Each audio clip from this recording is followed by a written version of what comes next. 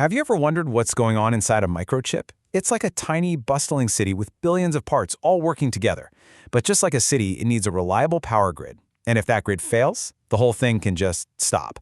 So let's dive into one of the most crucial health checks engineers perform to make sure the lights stay on. I know, it sounds like a weird question, right? But it's actually the perfect way to think about this. Imagine the chip's power grid is its circulatory system, pumping electrical energy everywhere it needs to go. That makes the voltage its blood pressure. It has to stay just right for everything to work. If it drops too low, well, you've got a really big problem. And that's exactly where this idea of static IR drop comes in. Think of this as taking the chip's resting blood pressure. We're not putting it through a heavy workout or a stress test, not at all. We're just measuring the voltage drop from the normal, average, steady current that everything draws just by being powered on. It's the absolute baseline of its health. And what's absolutely wild is that this entire super complex analysis, it really all boils down to one of the first things you learned in physics class: Ohm's law. Voltage drop equals current times resistance. It's that simple. If you have more current flowing, or if your power grid has higher resistance, boom, your voltage takes a bigger hit. This simple little equation is the key diagnostic tool for the whole thing. The fundamental health check, why static IR matters. So you might be asking yourself, okay, but why is this the test everyone cares about so much? Well, because it's not just some routine checkup. It's the first critical line of defense for a chip's power grid. It tells you about the fundamental health of the entire design. So, what are we trying to do here? First off, we need to prove that the power grid is actually strong enough for the job. We're also on the hunt for any structurally weak spots, kind of like finding a crack in the foundation before you build the rest of the house. This all gives us a solid baseline for any tests that come later. It really all boils down to one simple question: can this grid handle a normal day's work? And this right here is the most important thing to remember. A failure in this test is a massive, sirens blaring red flag. It doesn't just hint at a problem. It proves that the power grid is fundamentally flawed. It can't even handle the easy stuff. It's a diagnosis you absolutely cannot afford to ignore.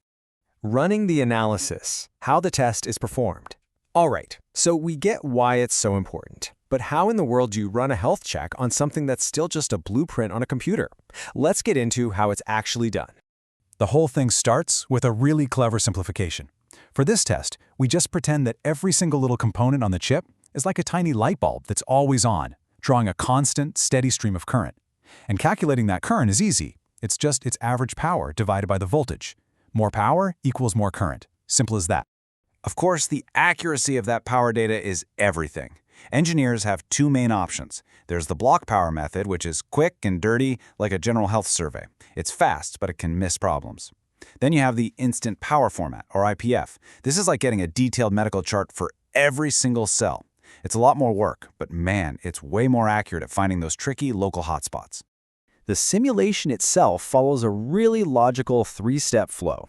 First, the software creates a complete resistance map of the entire power network. Think of it like a detailed roadmap of every electrical wire. Second, it calculates the power for all the cells and turns them into those constant current sources we just talked about. And finally, the grand finale. It solves this huge electrical puzzle to figure out the precise voltage at every single point on the chip. Decoding the hotspots, analyzing the results. All right, this is where it gets really cool.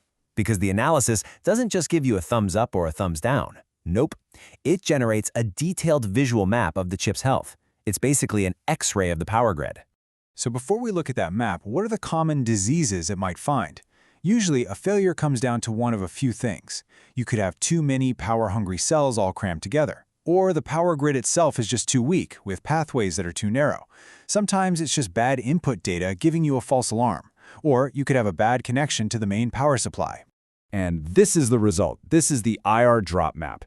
You can see it right away. The cool green areas, that's good news. Healthy, stable voltage. But then you see the yellow, the orange, and especially those angry red spots. Those are the hot spots. That's where the chip's blood pressure is dropping to dangerous levels. Those are the trouble zones that could kill the entire chip. Prescribing the fix, the treatment plan. Okay, so we've found the problem, we have our diagnosis. What now? Well, now it's time for the treatment plan. You have to figure out how to cure the patient. If the whole chip is looking weak, if the problem is everywhere, Then you need a systemic fix. This is like your doctor telling you to improve your overall cardiovascular health. For the chip, that might mean making the metal power lines wider, adding more layers just for power delivery, or just packing the power lines closer together to beef up the whole system. But if the problem is just one of those localized red hotspots we saw, the fix is more like targeted surgery. You might physically spread out the high-power cells so they aren't all drawing current in one spot. Or you can add extra metal straps or more connections right in that area. It's basically performing a bypass surgery to get better power flow right where it's needed most. Which brings us right back to where we started. Static IR analysis is so much more than just a simulation. It is a fundamental, non-negotiable health check of your power grid.